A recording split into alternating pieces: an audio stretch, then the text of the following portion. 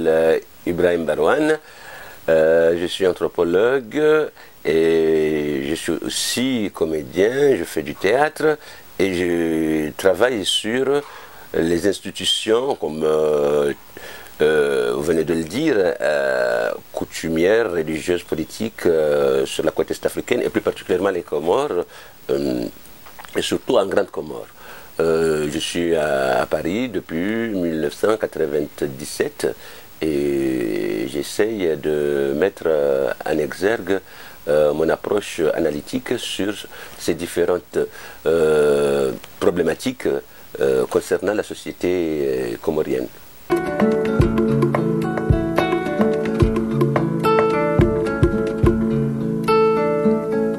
Alors, tout d'abord, le grand mariage est un concept. Je l'ai toujours défini comme étant un état d'esprit, surtout du grand comorien. On commence par la définition. Les grands comoriens,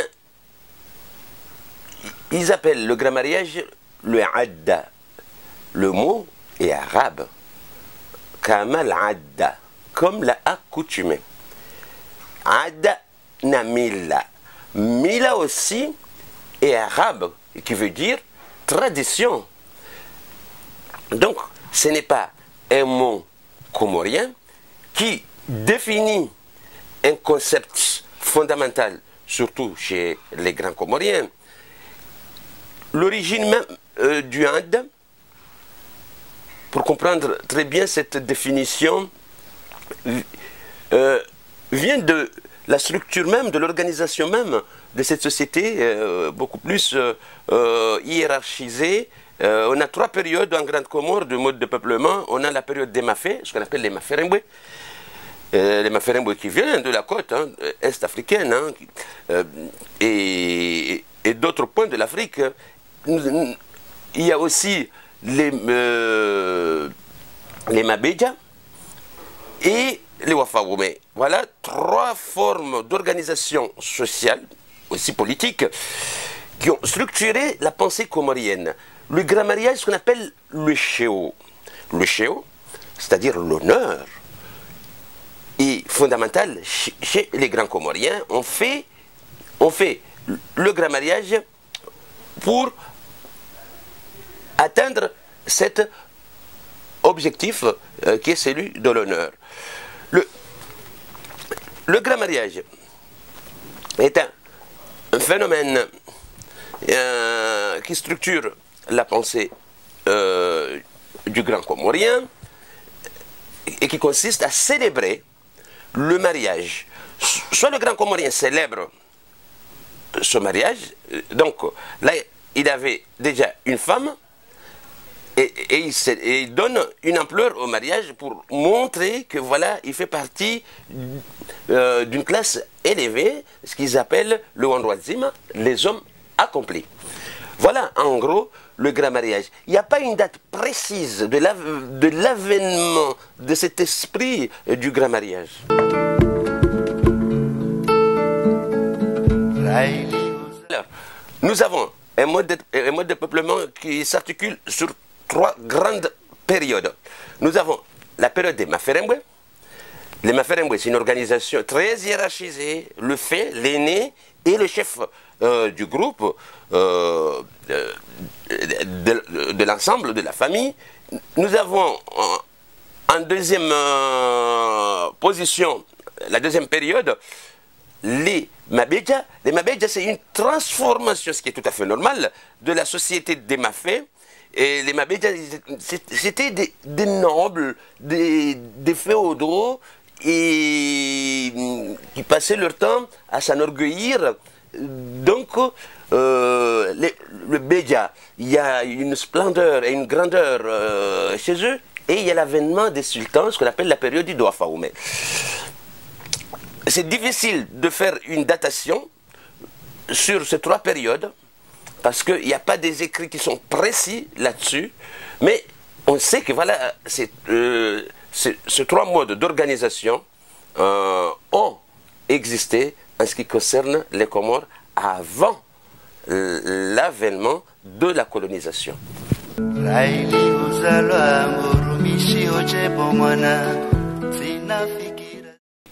C'est tout à fait normal parce que c'est Mohamed Cheikh qui est aussi un grand notable et issu de cette aristocratie grand-comorienne. Hein. Il est shérif. La centralisation date du transfert de la capitale de Mayotte en Grande Comore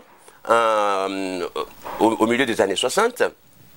En 65, là, il y a un transfert de pouvoir sur la grande île Ngazidja, notamment en Moroni. Donc, à l'époque coloniale, et surtout pendant la période de l'autonomie interne, on a un phénomène de concentration, de centralisation plutôt, de tout ce qui est administration dans ce qu'on appelle les chefs-lieux des Comores. En premier lieu, Moroni, qui avait à l'époque le statut de la capitale des Comores, qui reste toujours la capitale des Comores.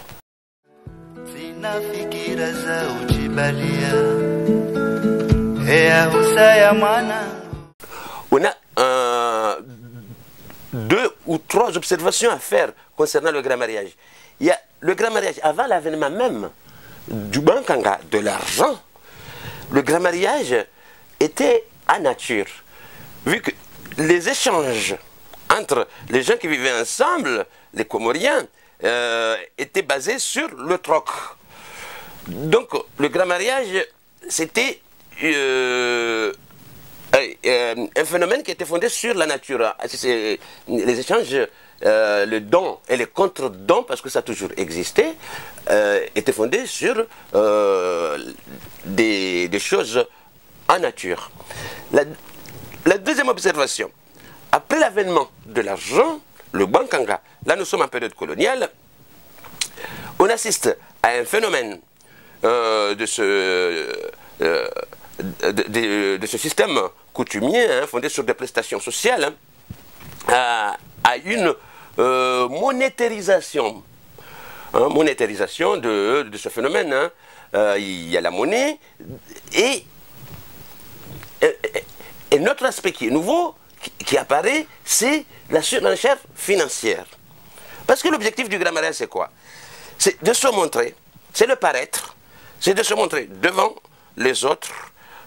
Et pour se montrer, selon la conception des grands Comoriens, il faut faire plus. Et donc, cela a conduit à cette surenchère financière. Et surtout, il y a un autre aspect. Les gens qui étaient à l'époque déconsidérés socialement, ce sont eux-là, aujourd'hui, qui font la surenchère de ce grand mariage parce qu'ils ont envie d'égaler les autres. Oui, il y a une notion de revanche, merci Abbas, sociale. Donc il y a une surenchère beaucoup plus dans les petits villages, hein, qui veulent à tout prix concurrencer, rivaliser les autres. Et la troisième observation qu'on peut faire sur ce système qui est très complexe, c'est la situation actuelle, où il y a un phénomène de grand mariage en outrance. Tout le monde est appelé à faire le grand mariage. Et qu'est-ce qu'on constate? Le grand mariage actuel, c'est-à-dire avant c'était l'aîné, le Tswadaho, qui faisait le grand mariage. Et aujourd'hui, ce n'est plus le Tswadaho. Aujourd'hui, le vrai Tswadaho, c'est-à-dire la grosse tête de la maison, c'est-à-dire l'aîné. Là, nous sommes dans un système de droit d'aînesse. L'aîné, aujourd'hui, c'est la personne qui a l'argent. Donc, on assiste à ce phénomène que tout le monde a envie de faire ce grand mariage. La rivalité se situe au niveau même des familles. Tout le monde a envie de faire le grand mariage. Et il y a une défaillance sur ce plan de l'autorité maternelle qui est le Mjomba. Hein, l'oncle maternel qui était censé représenter cette famille aujourd'hui on trouve des jeunes qui font le grand mariage avant que leurs oncles maternels le fassent. Là on est devant comment on peut voilà un changement capital. Hein. Est-ce que moi je ne peux pas prendre position, mais je ne fais que observer ces différentes transformations et mutations de cette institution.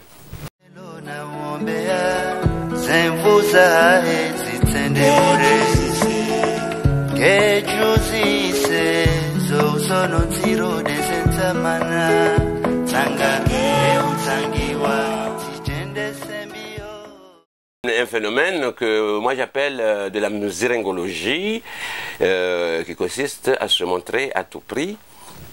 Donc, toute forme sociale, notamment celle du grand mariage, qui avait un contenu, se transforme aujourd'hui, ce qui est tout à fait normal. Il y a une logique, hein?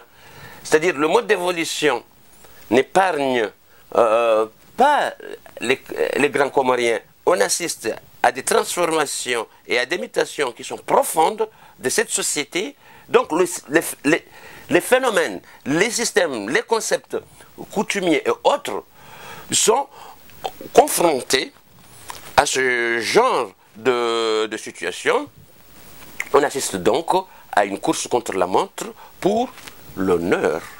Il y a un grand qui a dit que le poisson est déjà éparpillé dans le repas. Voilà, on assiste à une décomposition, et dans tous les domaines, hein. Ce n'est pas seulement le domaine coutumier, hein.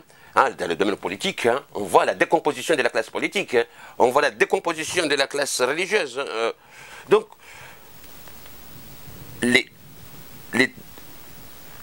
chefs traditionnels, ils ne peuvent pas aujourd'hui ne pas sentir ce genre de phénomène. La société comorienne est confrontée à des situations complexes parce que elle fait partie du concert des nations.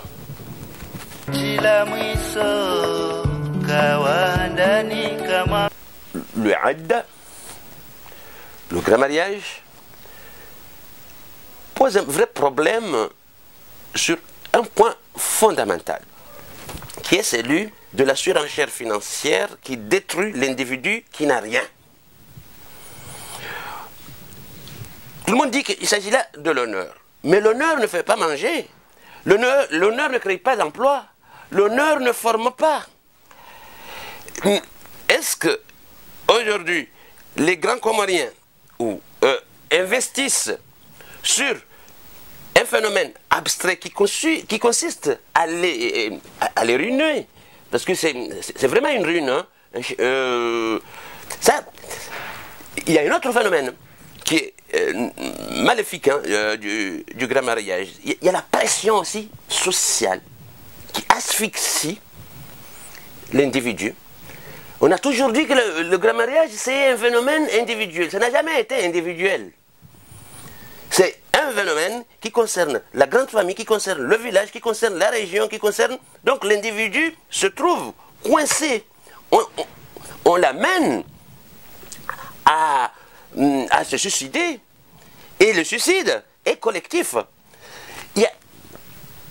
La conséquence de ce phénomène est que finalement, l'individu tombe aussi dans une dépression d'ordre psychologique. Enfin, le dernier phénomène qui est important à observer, c'est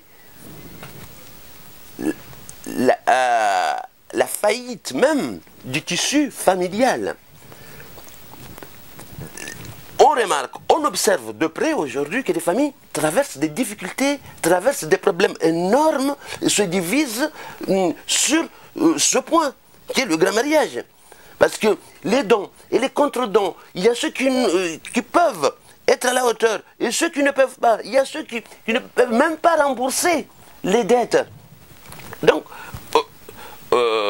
actuellement, c'est un phénomène qui est vraiment visible, hein, même en France, hein, à Marseille et ailleurs. Hein, il y a des familles qui s'entretuent à cause de ça. Hein. Et là, j'ouvre une parenthèse en disant que cette façon de voir est nocive aussi en ce qui concerne l'éducation des enfants, parce que les enfants sont exposés, ils sont délaissés. Au lieu d'investir sur le long terme en ce qui concerne les enfants, on investit ailleurs. Ces enfants, ils se sentent oubliés et tout. La conséquence de cette situation, c'est que pas mal d'enfants, aujourd'hui, commencent à se rebeller, hein, à quitter leurs foyers familiaux. Donc, on assiste vraiment à une situation de faillite, hein, d'un système.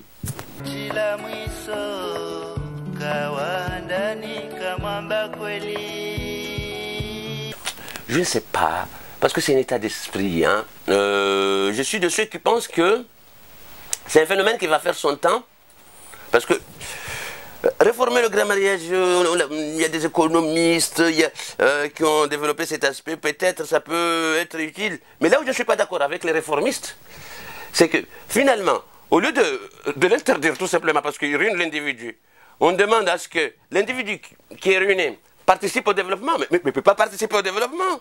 Parce qu'il est déjà ruiné. On l'amène à se ruiner pour participer à un développement. Est-ce que le développement peut s'appuyer sur des individus qui sont dans un champ de ruine? Voilà la question qui est fondamentale, qui est posée. Donc, le débat est ouvert. Hein, on ne peut pas le fermer, mais je pense que, tôt ou tard, qu'il le veuille ou non, ce système va changer, va disparaître, va s'auto-réformer. Parce que il y a un sociologue qui disait qu'on ne peut pas changer une société par décret. C'est un état d'esprit. Le président Abdallah, qui était un des grands connaisseurs de la comorianité, disait « Ngazija Anda ». Le grand comorien, c'est du grand mariage. Lui, il avait compris.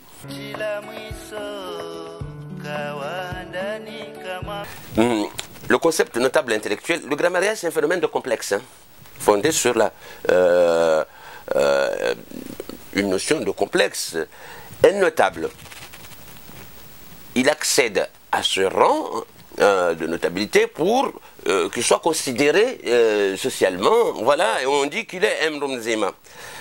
Mais là où il y a une dichotomie, je l'ai toujours dit que ça ne peut pas marcher, la notion intellectuelle, parce qu'un intellectuel, c'est quelqu'un qui n'a pas besoin justement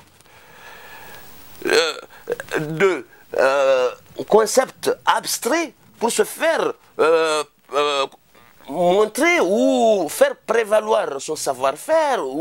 Donc, le notable ne peut pas être quelqu'un qui correspond à un intellectuel. Un intellectuel n'a pas besoin d'être un Mzima. Parce que dès le départ, il sait qu'il est un Mzima. C'est-à-dire qu'il est un homme accompli. Déjà, hein, depuis la maternité, hein, il est accompli, depuis sa naissance. Alors que le Mzima traditionnel, le grand notable, c'est quelqu'un qui fait ça, qui fait les prestations sociales pour accéder à un stade. Selon lui, il sera considéré par les autres. Donc, il vit par rapport aux autres. Et d'ailleurs, on le dit souvent, sois comme les gens de ta génération et tu dois faire comme les gens de ta génération. Donc, l'intellectuel n'a pas besoin, hein, d'être notable pour qu'il montre que voilà, il est intellectuel. Le notable intellectuel, c'est qu'il a un problème.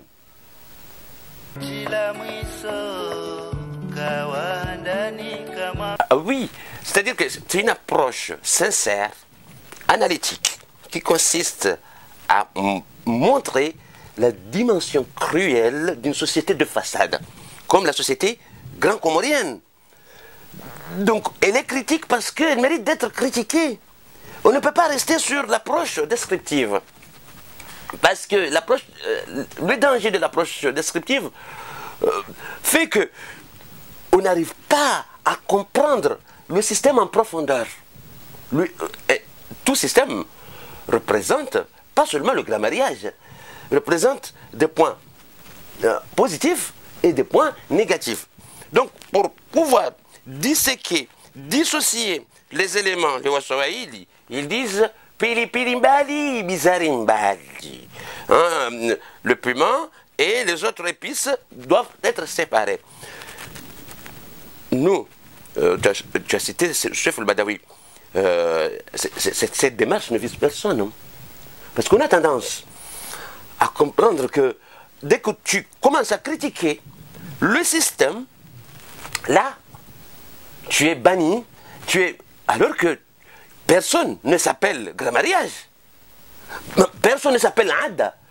Il faut qu'aujourd'hui, l'élite intellectuelle, entre guillemets, puisse inscrire dans leur démarche cette façon de voir le monde, que voilà, l'approche analytique n'est pas une approche médiocre, au contraire. Elle nous pousse à comprendre un ensemble de phénomènes et surtout d'une société fondée sur tout ce qui est paraître une société de façade.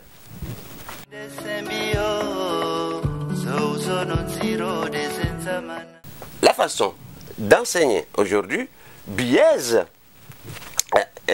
l'approche analytique, le mode de transmission qui consiste à faire apprendre, à transmettre des valeurs qui sont contradictoires, un ensemble de paradoxes. On a l'impression qu'on évite justement tout paradoxe, on évite toute difficulté pour dire qu'une pensée est uniforme, et c'est un petit peu ce qui se passe en ce qui concerne le grammariage et la façon dont il est enseigné.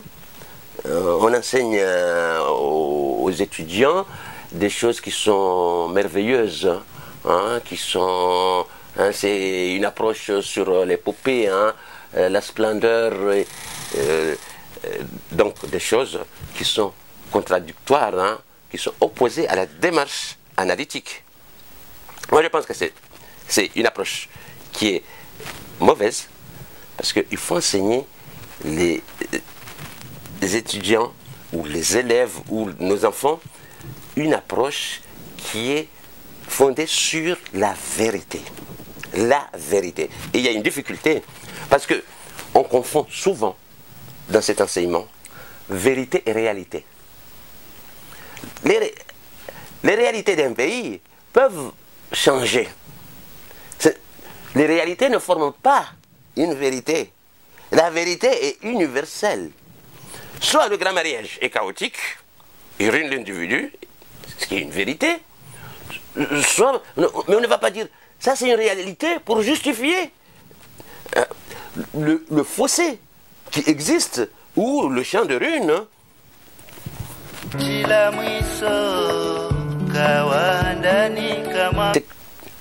Moi je pense qu'un programme très ouvert, que les Comoriens puissent accepter la controverse, le débat d'idées, très ouvert, et une approche qui consiste à ne pas mettre en avant tout ce qui est uniformité de la pensée, ce que j'appelle un petit peu tout ce qui est tabou, à ne pas aborder les tabous. Il faut se dire que nous sommes comme les autres. Cette notion n'a jamais été abordée là-bas. C'est-à-dire dire que les Comoriens ne sont pas à part, les Comoriens font partie du monde. Et ça c'est très important, que l'analyse analytique aide les étudiants, les élèves, nos enfants, et partout, même dans le domaine religieux, il faut que le débat soit démocratique, soit posé d'une façon très ouverte, sans arrière-pensée. Parce que ce qui gâche toute réflexion, sont les a priori. hein, les arrière-pensées, les préjugés. Nous avons affaire à une société qui penche beaucoup plus sur des stéréotypes et des clichés, hein, qu'il faut combattre réellement si nous voulons vraiment aboutir à une réflexion rationnelle.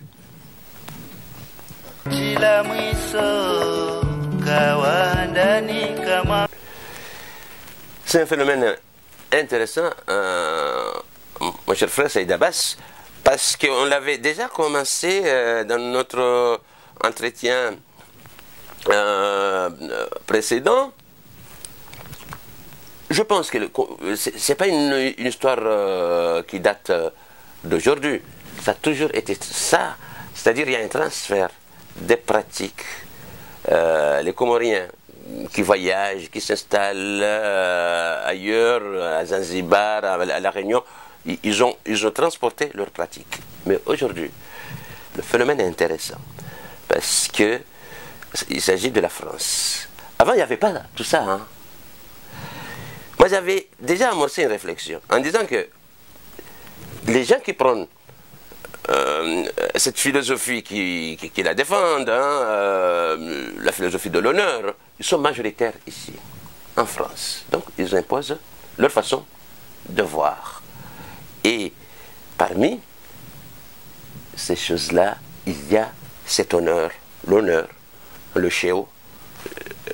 Et aujourd'hui, on assiste au phénomène des salles, à des Oukoumbi. Bien sûr, j'étais beaucoup plus critiqué quand j'ai dit que le Oukoumbi, c'est un phénomène qui consiste à exposer une jeune femme comme une poupée Barbie pour des besoins financiers, pour avoir un peu d'argent.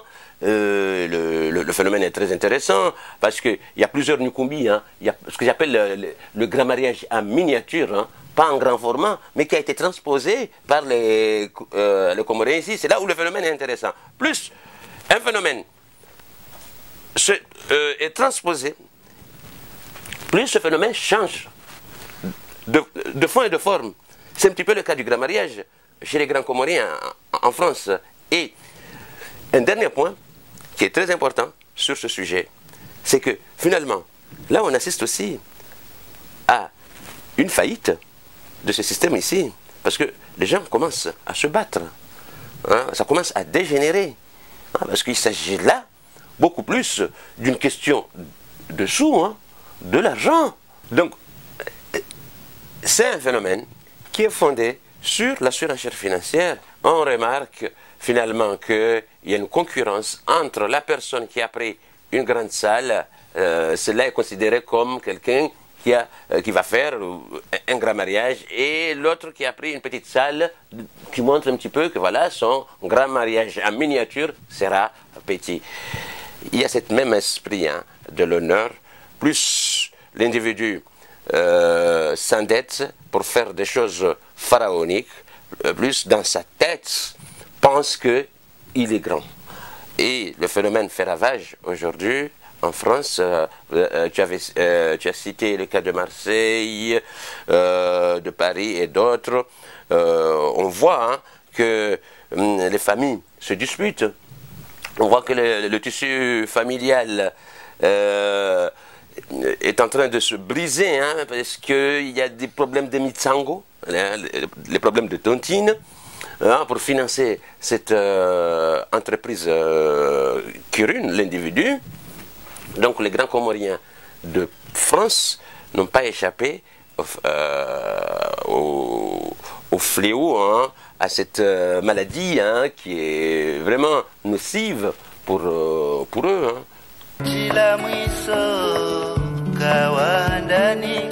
Je pense que c'est une insulte déjà à l'intelligence humaine, parce que depuis Adam et Ève, les gens ont toujours construit, hein. Ceux qui ont construit n'ont pas fait forcément un grand mariage, les bâtisseurs. Hein. Donc, si on résume la pensée comorienne sur cet aspect que tu venais d'évoquer, c'est une faillite de la pensée, de la façon de voir le monde des grands Comoriens. Je pense que c'est une argumentation qui est fausse, parce que le fait de investir sur cette entreprise en construisant une maison, souvent la personne qui construit cette maison ne veut pas rester dans sa maison, mais va rester en France, et cette maison sera presque abandonnée, et c'est de l'argent immobilisé. Au lieu de créer une entreprise, fortifier les richesses, je pense que c'est un facteur qui consiste à immobiliser. Ils sont déjà immobiles, les Comoriens. Et il y a un autre facteur, c'est que finalement, tout ce qu'ils font est importé. Ce grand mariage, les gens d'ici, qui font ça, qui construisent, qui font leur grand mariage, ils importent tout. Ils importent tout. Ils ne créent pas de l'emploi. Ils ne participent pas à la formation et à l'accès d'une jeunesse débordée, délaissée, à l'accès à l'emploi. C'est-à-dire qu'ils sont à côté. Donc, c'est encore une fois une explication fantaisiste pour maintenir les gens dans l'ignorance. C'est une approche qui est diamétralement opposée à toute forme de développement.